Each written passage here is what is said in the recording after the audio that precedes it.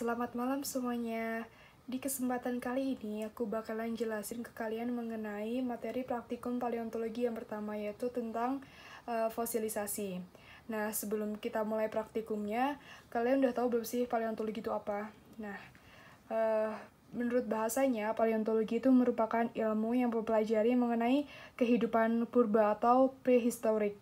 Nah, kita bisa mempelajari kehidupan purba itu berdasarkan sisa fosilnya atau fosil jejak aktivitas organisme yang telah terekam pada sedimen purbanya. Nah, dalam mempelajari fosil, gitu kita juga di dalamnya akan mempelajari mengenai evolusi organisme, interaksi antar organisme yang satu dengan yang lain, serta lingkungan pengendapan di mana mereka hidup ketika masa lalu. Nah, dari tadi kan kita udah membicarakan tentang fosil.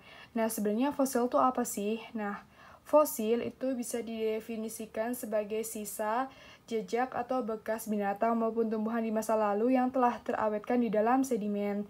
Nah, biasanya material yang bisa berubah menjadi fosil itu adalah material yang terbuat dari bahan yang keras, seperti cangkang ataupun kerangka.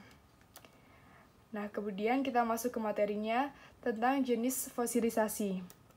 Yang pertama ada unaltered preservation. Nah, unaltered preservation itu merupakan preservasi utuh, di mana hewan yang dulu hidup itu ditemukan sama ketika mereka hidup di masa sekarang ini. Jadi, contohnya ini ada mamut.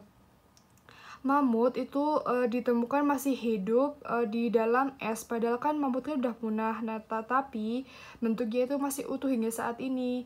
Nah, salah satu contoh lainnya juga ada laba-laba. Laba-laba yang jatuh di ember itu kan langsung terpreservasi karena udah lengket, gak ada oksigen. Nah, makanya bentuknya itu tidak akan berubah hingga saat ini.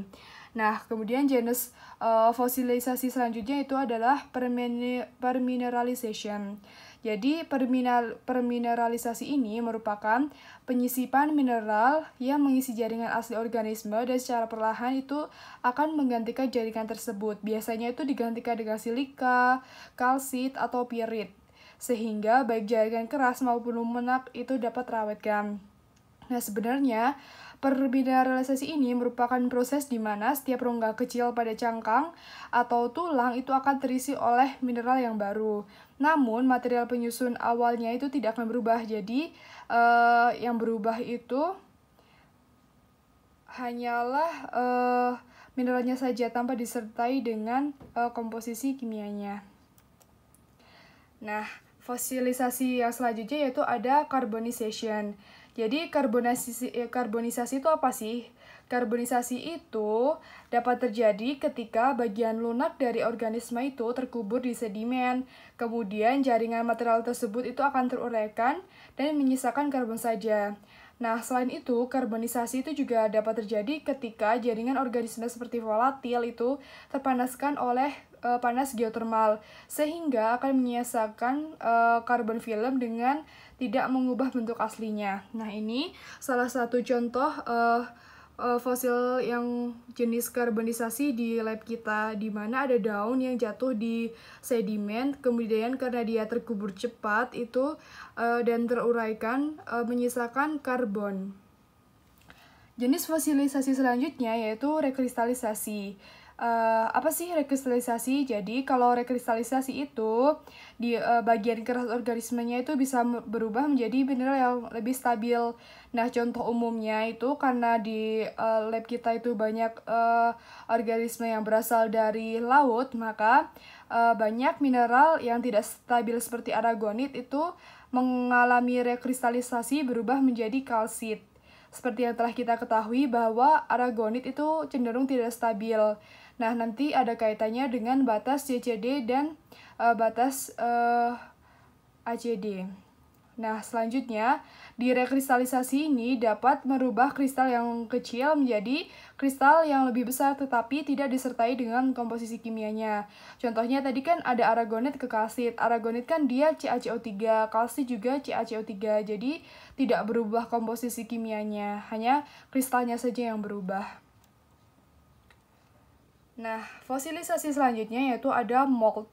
Mold ini dapat dibedakan menjadi dua, yaitu external mold dan internal mold. Kalau yang external mold Ini contohnya yang external mold. Nah, dia itu terbentuk ketika ada rongga yang tersisa ketika cangkang atau kerangka itu mengalami disolusi dan tidak terisi oleh material sehingga meninggalkan kesan nampak seperti bentuk luar dari cangkangnya. Sedangkan kalau internal mold itu ketika ada rongga cangkang itu tertinggal, itu langsung terisi oleh sedimen sebelum cangkangnya itu lapuk. Jadi ini contohnya ya. Ini contohnya dari internal mold, kalau yang ini external mold. Jadi kalau yang internal mold itu kan bagian dalamnya itu udah terisi dulu oleh sedimen atau mineral presipitasi. Jadi sebelum cangkangnya itu mengalami disolusi atau pelarutan, itu di dalamnya udah ada isinya. Jadi kayak membentuk seperti bagian dalamnya dari organisme tersebut. Nah, kemudian ada cast. Bedanya mold dengan cast, sebenarnya cast ini merupakan mold yang terisi oleh sedimen atau mineral hasil presipitasi.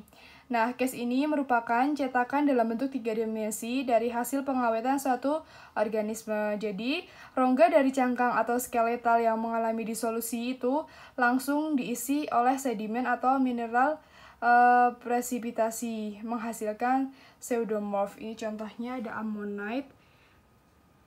Nah, jadi cast itu hampir sama dengan internal mold. Kemudian ada replacement. Nah, kalau replacement itu merupakan proses di mana seluruh bagian keras dari organisme itu hancur dan digantikan oleh mineral lain. Nah, contohnya itu biasanya mineral besi seperti pyrite, siderite, limonite, dan hematite. Nah, ini contohnya ada ammonite yang digantikan oleh mineral hematite. Nah, setelah tadi kalian mempelajari mengenai jenis-jenis fosilisasi, sekarang kita akan membahas mengenai borang yang telah kalian dapatkan.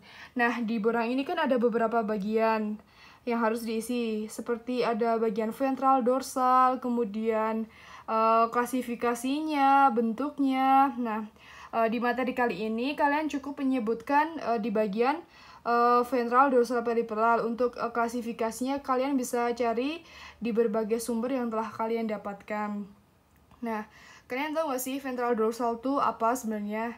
Nah, secara singkatnya, ventral itu bagian yang ada mulutnya.